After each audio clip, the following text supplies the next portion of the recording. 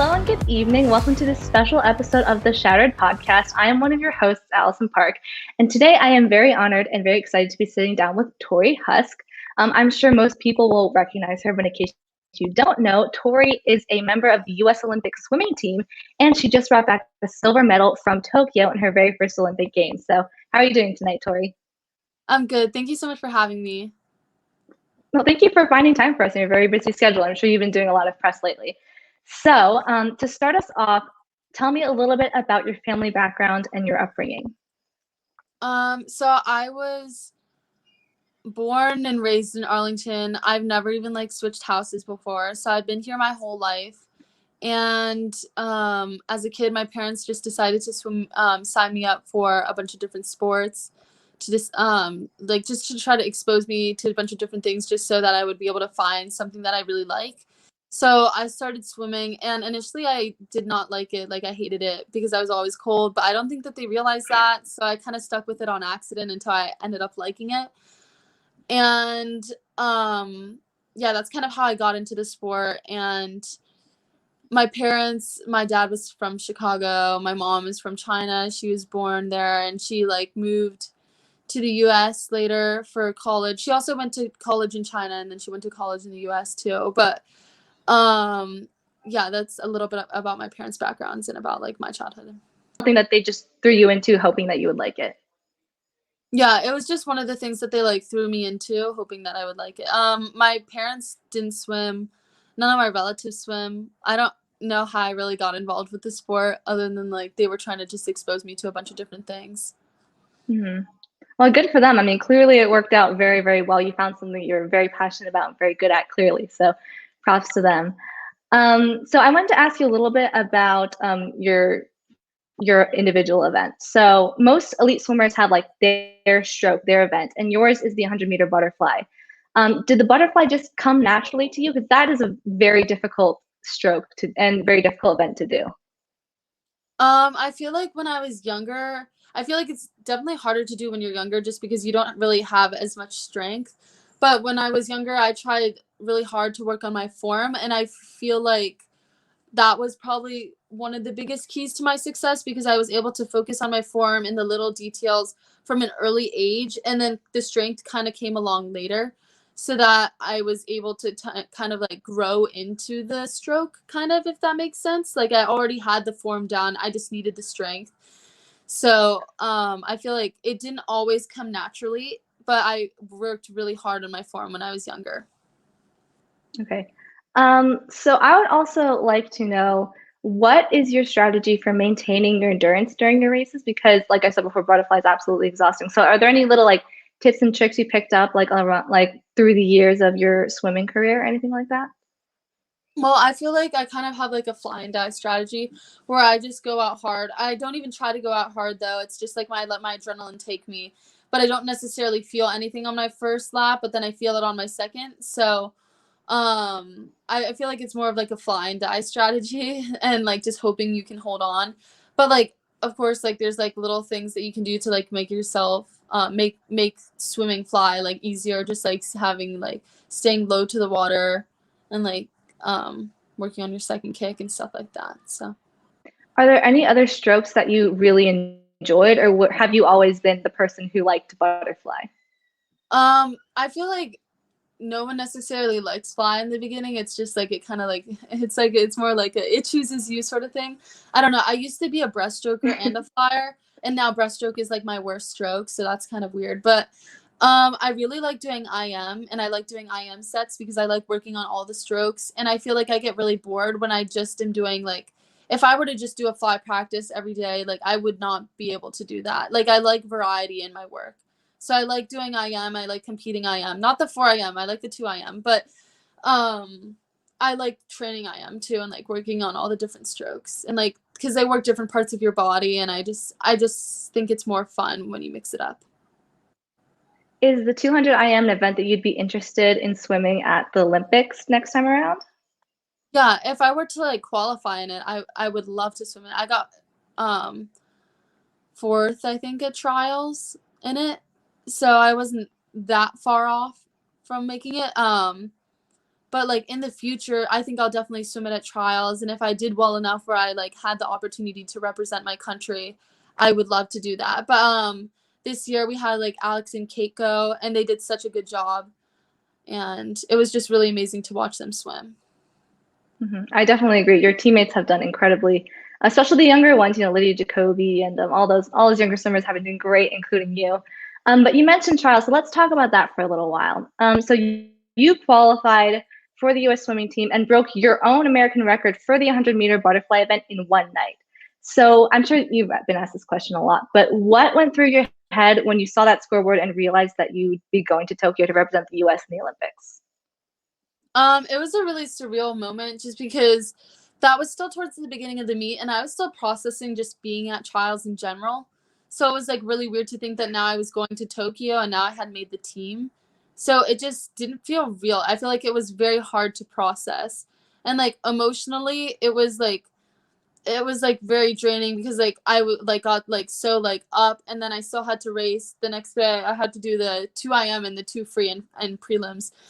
So I was trying not to get like too excited because I still had more races throughout the meet, but I was just so excited. But also it wasn't really processing, and then I had to do all this like media, and it was like really overwhelming. I feel like the whole like experience just because of like the range of emotions that you feel. So, kind of going off of the Olympic trials thing, a lot of experts are saying that the 1 year delay of the Tokyo Games due to the COVID-19 pandemic was actually a blessing for a lot of younger Olympians. And do you think that this is true for you? Definitely. And I definitely agree that it was it made it possible. This like extra year made making the team possible for a lot of people who probably it was just like it was a game changer for the younger kids. And I know I don't think I would be able to be I know I wouldn't have been able to be where I was if I didn't have that extra year. That extra year gave me time to work on my turns, which have been a big like source of weakness for a really long time.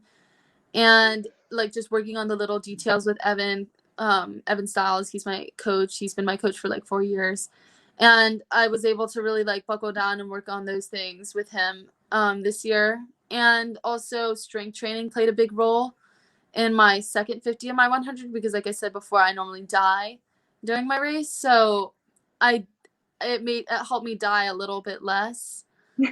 um, so like yeah, strength training, my coach Tori Ortmeyer, he was like a big help with that. He's my high school coach but also my strength training coach, and it I think that made a really big difference in my training too, and in making the team.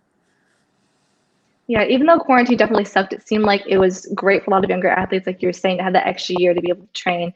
And I'm so glad that all these young people got to go to the Olympics this year because a lot of them have shown up really huge for the U.S. and other countries, like actually winning medals. So I think that's super, super impressive. But kind of going off of the quarantine thing, um, how did you stay active and mentally healthy during quarantine? During quarantine, I feel like I went into like overdrive initially. Like when I couldn't swim, I was like so desperate to just like do anything that I feel like I almost overdid it in the beginning. Like I would do 45 minutes on the row or 45 minutes on the bike in the morning, and then I do the same thing at night plus my weight workout, and then like I would also go on a hike sometimes. And then I realized like I was getting so like run down. I was like, this is too much. Like I cannot keep this up. So I did cut down on it a little bit, just in the sense that I'd like stop the hikes and stuff like that. But yeah, I stayed very active during that time. And then also I was really lucky because I was able to swim in someone's backyard pool and like do stuff with like bungee cords and like stuff with socks and parachutes and like resistance training just to like help me slow down a little bit so I wouldn't get to the other end of the pool so quickly because it was like only like 40 feet. But like incorporating those new things into my training also really helped, I think, because it helped me like get more powerful, because I feel like shoots and socks and like resistance training like helps with that stuff. So I feel like it also played a role in like my strength. So it although it was very scary at the time, I feel like it ended up helping me a lot. Yeah, I guess you were very, because and pool's closed, obviously. So I guess you're very lucky that you were able to still maintain your training during that time. So that's great for you. But so during quarantine, what did your day-to-day routine and training schedule look like? I would do 45 minutes on the road, 45 minutes on the bike in the morning, and the same thing at night, plus weights and like all my strength work exercises and like hills too. So that's what I would do like pretty much every day. It seems very time consuming. It's still crazy to me the amount of work that athletes put into their sport. I think it's incredible. But what does your pre-race routine usually look like? Like, what do you do the day of your most important races? So this year it was a little bit different in Tokyo just because the finals were in the morning. That usually never happens. Normally they're at night. And I was really nervous about that because I feel like I'm more of a night swimmer usually, or I'm not a very like I'm not a morning person. So one of the things that I did, and I did this at trials too for like early morning swims, but whenever I'd swim in the morning, I would take a hot shower like right when I get up, because one of the big difference between like swimming night versus in the morning is like apparently like your core body temperature is a lot lower right when you wake up, and that can like affect your performance, so you have to like try to raise it. So I was just trying to like get warm by like taking that hot shower and kind of like waking up like right when I swim. And then I always have like my normal breakfast. I always have oatmeal before I swim. And um like as far as like getting in the ready room and like stretching, I like being at the pool 2 hours before I swim and then getting in pretty much right away, and then changing, and then getting in again, like a quick dip just to loosen up like around an hour before I swim. And then I just kind of like sit there and like make stretch before I swim and just get in the right mindset. It's like a very lengthy routine, but that kind of leads into my next question.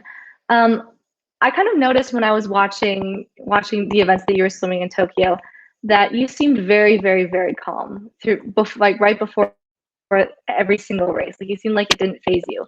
Um, what do you do to maintain a level head before you compete, especially at something as big as the Olympics, which I'm sure must have been nerve-wracking? I feel like you just kind of have to learn how to channel your nerves. Like I really like the nerves and I like the adrenaline because they help you. Like if you can just learn how to channel them, they'll really help you. That's also why I like crowds and like loud noises before I swim. Just because it's like you feel the energy from the crowd and you kind of like feed off of it.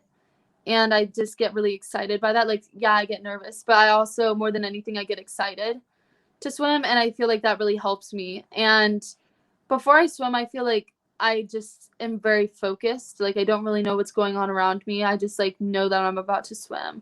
Like an example of this is like in the mixed relay, Lydia's goggles fell off and I was like swimming right after her, and I didn't realize that her goggles had fallen off until we were getting interviewed in the mixed zone like 10 minutes after we swam, and she mentioned it, and I was like I didn't even notice. Like I was watching her like come into the wall, and like I should have been able to see that her goggles like were not on her face, but I was just so focused on like my swim and like trying to like perform for the team that I just didn't even notice that they weren't on her face. Like I was just like I was watching her, but I like wasn't watching her. You know what I mean?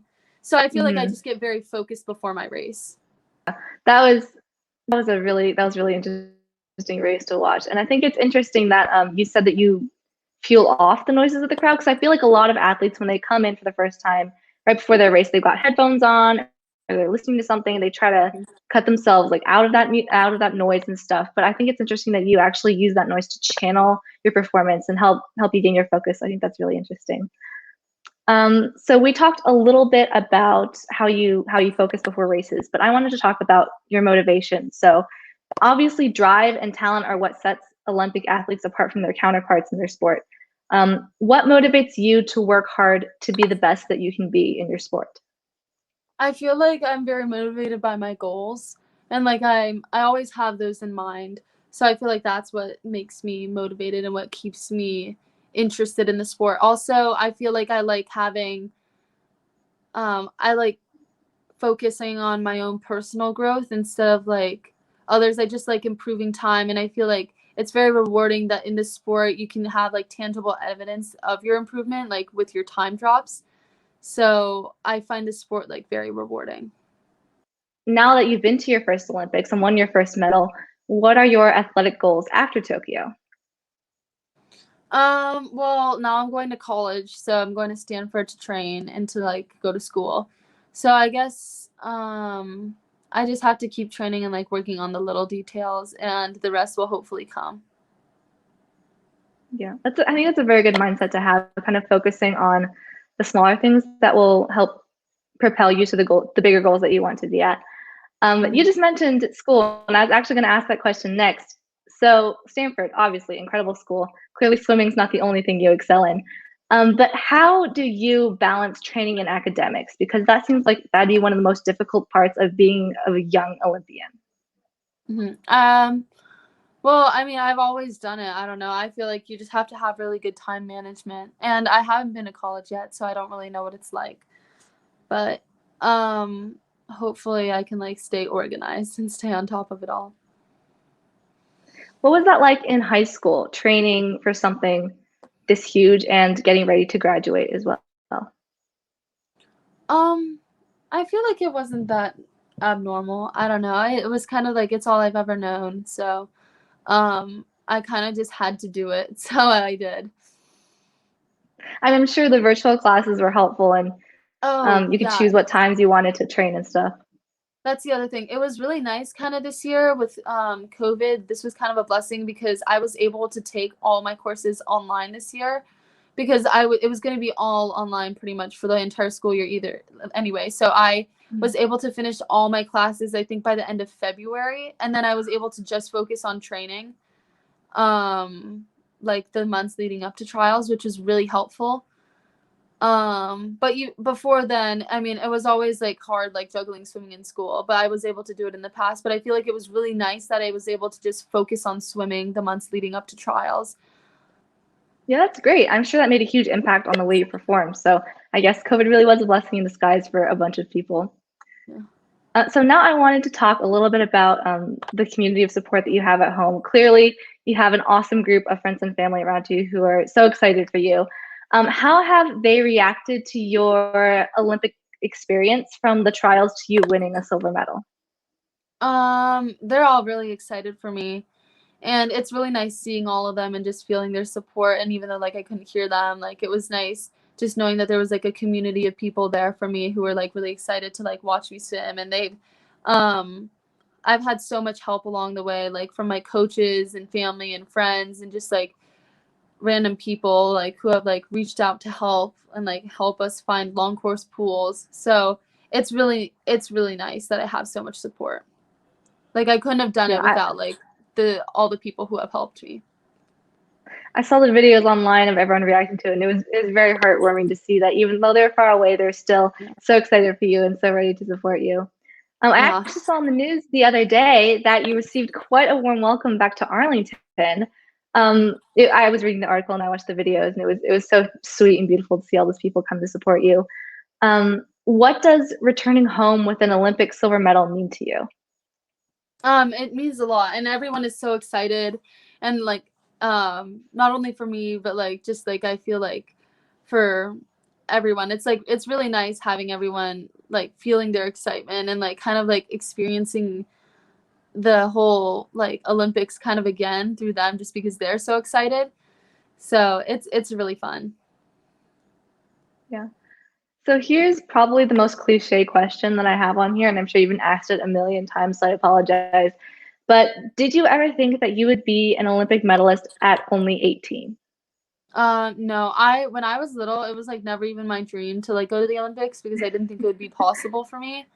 And I feel like I'm a really like realistic person, so I just never even really thought about it until like 2019 Winter Nationals when I won the 100 fly. And at that moment, I was kind of like, wow, like maybe I do have a chance at the Olympics. But it wasn't even then. It wasn't even in like fully a goal. It was kind of just a realization that I might have a shot at it. So it's all like it. I feel like it all happened very fast because it wasn't like something I was always working towards my like for my entire life. I feel like it was kind of something that like was like more recent, like a more recent goal.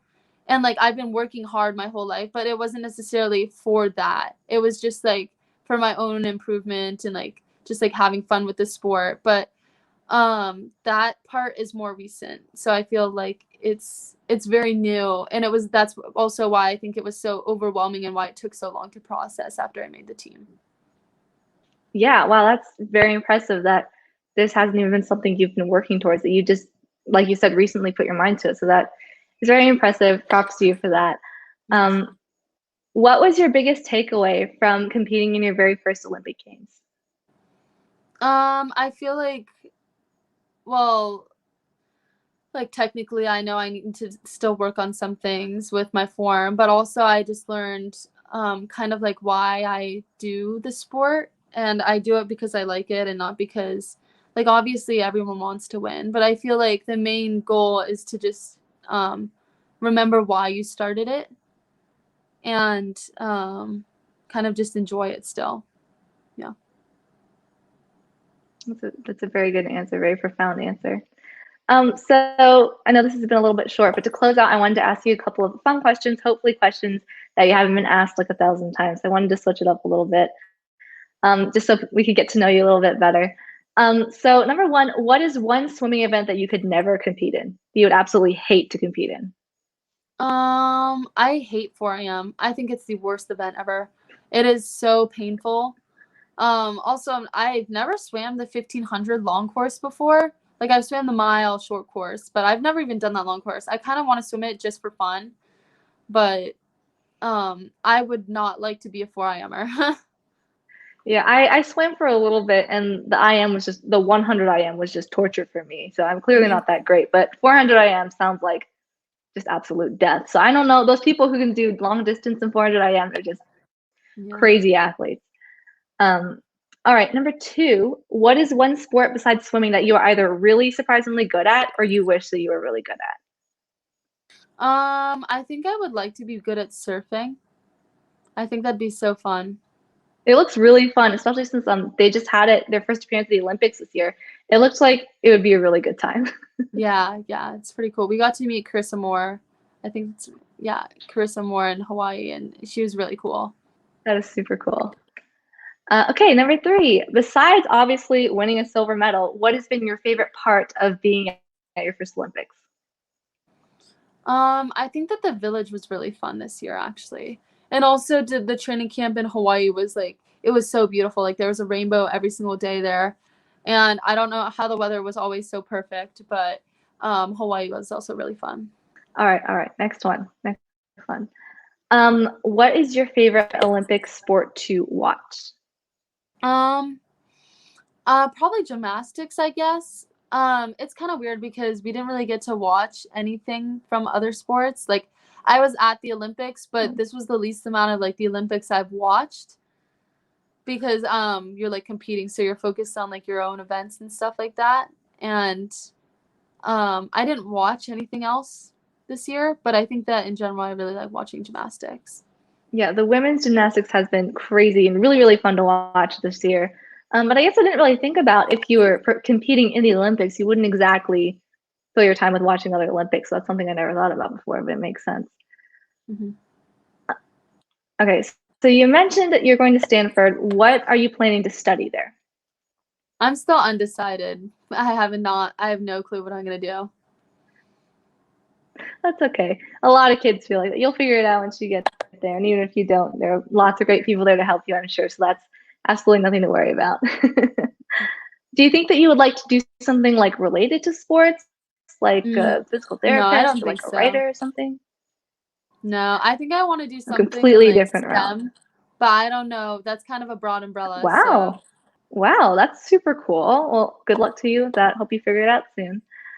Okay, second to last question. Who are your athletic role models? I remember really looking up to like Maya Dorado when I was younger. I just thought she was like the coolest person.